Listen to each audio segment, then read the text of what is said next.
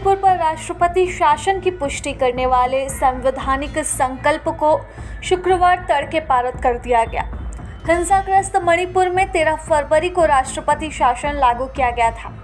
Supreme court के एक निर्णय के अनुरूप 2 महीने के अंदर राष्ट्रपति शासन की पुष्टि के लिए एक संवैधानिक संकल्प केंद्रीय गृह मंत्री अमित शाह ने राज्यसभा में चर्चा एवं पारित करने के लिए पेश किया। राज्यसभा में शुक्रवार तड़के करीब 4 बजे इस संकल्प को ध्वनि मत से पारित कर दिया गया। लोकसभा इसे पहले ही पारित कर चुकी है। उन्होंने सदन में कहा कि मणिपुर के मुख्यमंत्री ने इस्तीफा दिया था, जिसके बाद राज्यपाल ने विधायकों से चर्चा की और बहुमत सदस्यों ने कहा कि वे सरकार बनाने की स्थिति में नहीं है। अमित शाह कहते हैं कि इसके बाद कैबिनेट ने राष्ट्रपति शासन की अनुशंसा की, जिसे राष्ट्रपति महोदया ने स्वीकार कर लिया। मान्यवर, यहाँ पर 11 फरवरी को मुख्यमंत्री ने इस्तीफा दिया और सभी लोग अखबार देखकर कह रहे हैं कि इनके खिलाफ कांग्रेस पार्टी अविश्वास का प्रस्ताव ला रही थी। मान्यवर, मैं रिकॉर्ड पर स्पष्ट करना चाहता हूं, उस सरकार के सामने कोई अविश्वास का प्रस्ताव नहीं आया था, क्योंकि कांग्रेस के पास इतने सदस्य ही नहीं है जो अविश्वास का प्रस्ताव ला सके। मुख्यमंत्री जी ने इस्तीफा दिया, उसके बाद वहां के राज्यपाल ने बीजेपी के 37, एनपीपी के 6, एनपीएफ के 5, जेडीयू के 1 और कांग्रेस के 5 लोगों ने भी कोई दावा नहीं किया। जब किसी ने भी सरकार के गठन का दावा नहीं किया, इसलिए शून्यावकाश की अवस्था में राष्ट्रपति शासन डालने का निर्णय किया गया। अब इस तरह से कहना कि राष्ट्रपति शासन इसलिए डाला गया कि समस्या संभलती नहीं। मान्यवर, राष्ट्रपति शासन 13 फरवरी को डाला गया। नवंबर में 0 हिंसा, दिसंबर में 0 हिंसा, जनवरी में 0 हिंसा, मार्च 13 तक भी 0 हिंसा और उसके बाद से आज तक भी 0 हिंसा। तो एक प्रकार की भ्रांति खड़ा करने का हम प्रयास न करें। और मान्यवर, मैं 13 फरवरी 2025 के 7 साल पहले मणिपुर में क्या था। 13 फरवरी 2025 के 7 साल पहले इतनी ही मजबूत सरकार कांग्रेस की थी वहां। और क्या हुआ था, एक वर्ष में एवरेज 225 दिन बंद, ब्लॉकेड और कर्फ्यू रहा था। मैं सब बोलना नहीं चाहता था, उनके समय में हुआ, हमारे समय में हो, वो हमारा सिद्धांत नहीं है मान्यवर। मगर जिस तरह से बात करी गई और उस वक्त भी प्रधानमंत्री ने विजिट नहीं की थी और 1500 लोग एनकाउंटर में मारे गए। ये सारे लोग आज चिल्ला रहे हैं, चुप है। एक कम्युनिस्ट भाई भी खड़े होकर बोल रहे थे, नक्सलिज्म आप खत्म कर दोगे, मणिपुर में आप डेट दे सकते हो। मुझे मालूम नहीं उनको मणिपुर में शांति करनी है या नक्सलिज्म को बचाना है। तो आपको मालूम पड़ना चाहिए एक संसद सदस्य के नाते कि जातीय हिंसा और नक्सलिज्म में अलग अंतर है। 2 समुदायों के बीच में जब नस्लीय हिंसा होती है, जातीय हिंसा होती है, इसको टैकल करने का तरीका और जो नक्सली हथियार लेकर देश की सरकार और वहां की जनता के खिलाफ खड़े हैं, इनको टैकल करने का तरीका अलग है। मैं भारतीय जनता पार्टी से हूं, कम्युनिस्ट पार्टी से नहीं हूं। मैं बताता हूं क्या फर्क है। आपको ये दोनों हिंसा में कोई फर्क नहीं लगता है। हिंसा हिंसा नहीं होती है। 2 समुदायों के बीच की हिंसा और देश के खिलाफ हथियार उठाना, ये दो हिंसाओं में फर्क है भाई। शायद आप नहीं समझोगे, इसलिए इतने सिकुड़ गए हो।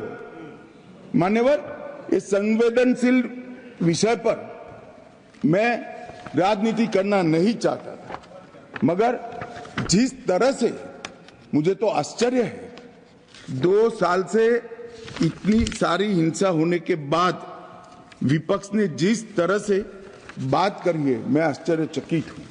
यहां पर डेरेक ओबेरॉय जी थोड़े इमोशनल हो गए महिलाओं की स्थिति पर। डेरेक साहब, यहां तो जातीय हिंसा हुई थी, दोनों समुदाय आमने सामने भिड़ गए थे, इसमें कई महिलाओं से दुर्व्यवहार हुआ। बंगाल में कुछ नहीं था, सालों तक सैकड़ों बहनों के साथ संदेश खाली में दुर्व्यवहार होता रहा। कुछ नहीं किया आपकी सरकार ने, कुछ नहीं किया। आरजी कार में भी कुछ नहीं किया। आप जवाब नहीं दे सकते।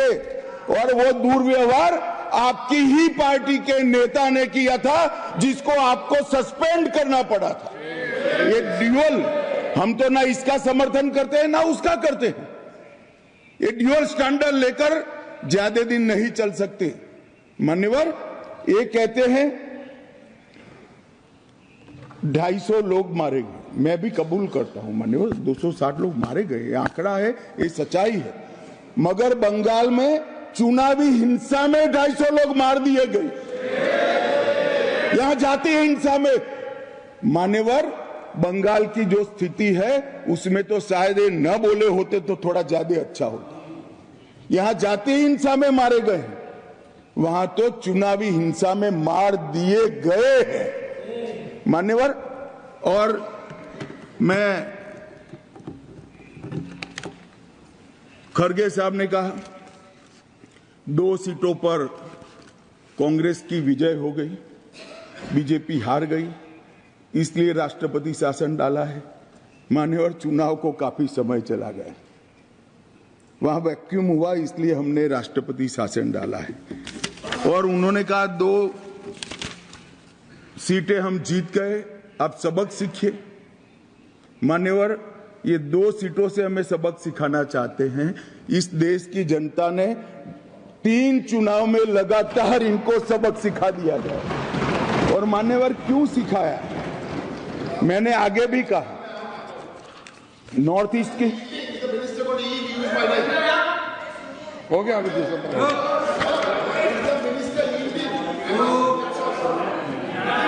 मान्यवर, नॉर्थ ईस्ट की बात कही गई, मैं आज बताने आया हूं मान्यवर, 4 से 14 कांग्रेस की सरकार रही, 14 से 24 नरेंद्र मोदी जी की सरकार है। नॉर्थ ईस्ट में 4 से 14 में 11,327 हिंसाएं हुई थी। मोदी जी की सरकार में 10 साल में 70% कमी के साथ 3,428 हुई। सुरक्षा बल 70% कमी, नागरिकों की मृत्यु में इंक्लूडिंग मणिपुर 85% कमी हुई। और मान्यवर, हमने 20 समझौते किए हैं 10 में। सबसे पहला एनएलएफडी के साथ समझौता 19 में किया, ब्रू में 2020 के साथ ब्रू समझौता किया, बोडो समझौता 2020 में किया, कार्बी समझौता 2021 में किया, आदिवासी समझौता 2022 में किया, डीएनएलए समझौता 2023 में किया, उल्फा शांति समझौता 2023।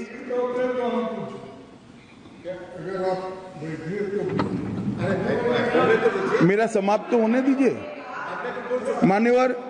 आसाम मेघालय अंतर्राज्यीय समझौता 2022 में हुआ, आसाम अरुणाचल समझौता 2023, त्रिपुरा समझौता 2024। और मान्यवर, 10,000 युवाओं ने हथियार डालकर सरेंडर किया है नॉर्थ ईस्ट में, 10,000। ये जब कह रहे हैं नॉर्थ ईस्ट की शांति की बात कर रहे हैं, इसलिए मान्यवर मैं कह रहा हूं। और मान्यवर, मृत्यु की बात करी, ये बात सही है कि 260 लोग अब तक हिंसा होने के बाद मणिपुर में मारे गए हैं, मगर इसमें से 70% लोग पहले 15 दिन में ही मारे गए थे। तो एक प्रकार से पहले 15 दिन में कंट्रोल आने में स्वाभाविक रूप से जब नस्लीय हिंसा होती है तो पहले 15 दिन में इसको कंट्रोल करना बहुत कठिन होता है। और मान्यवर, ये पहली बार मणिपुर में नस्लीय हिंसा नहीं हुई। माननीय सदस्य प्रियंका जी ने किया, ये 11वीं बार मणिपुर में राष्ट्रपति शासन डाला। हमने तो साहब पहली बार डाला है, 10 बार किसने डाला? मुझे मालूम था, उसी ने बोला मैं। नहीं, ऐसा नहीं है। नहीं मान्यवर, मेरी बात समाप्त हो जाने दी। Not yielding. मान्यवर, मेरी बात समाप्त होना चाहिए। No, he is not yielding. Honorable Home Minister is not yielding. Please, sir. No, nothing will go on record. No, it can't go on record, sir. He is not yielding. मान्यवर, मैं ये नहीं कहता, अभी भी मैं स्पष्टता करता हूं, मैं ये नहीं कहता कि उनके समय में हुआ, हमारे समय में होना चाहिए। इनसे हमारे समय में कम हुआ, एक कंपैरिजन का सवाल नहीं है। शायद उनके वक्त भी कुछ कारण रहे होंगे, हमारे भी कारण मैं बताता हूं बाद में। मान्यवर, 1993 में नागा कुकी संघर्ष हुआ, कितने साल चला? 98 तक चला। कितने लोग मरे? 750 लोग मारे गए। प्रधानमंत्री गए क्या? नहीं गए मान्यवर, इनके प्रधानमंत्री थे। कुकी पाइते 97-98 इंडिया अलायंस के प्रधानमंत्री थे। उसमें 352 लोग मरे और 2.5 साल चला मान्यवर, प्रधानमंत्री नहीं गए। मतई पंगल संघर्ष 1993, पीवी नरसिम्हा राव जी प्रधानमंत्री थे। 150 से ज्यादा मृत्यु हुई, प्रधानमंत्री नहीं गए और 7 महीने तक हिंसा चलती रही। ये इतिहास जो मैं बताता हूं वो जातीय संघर्ष का इतिहास है।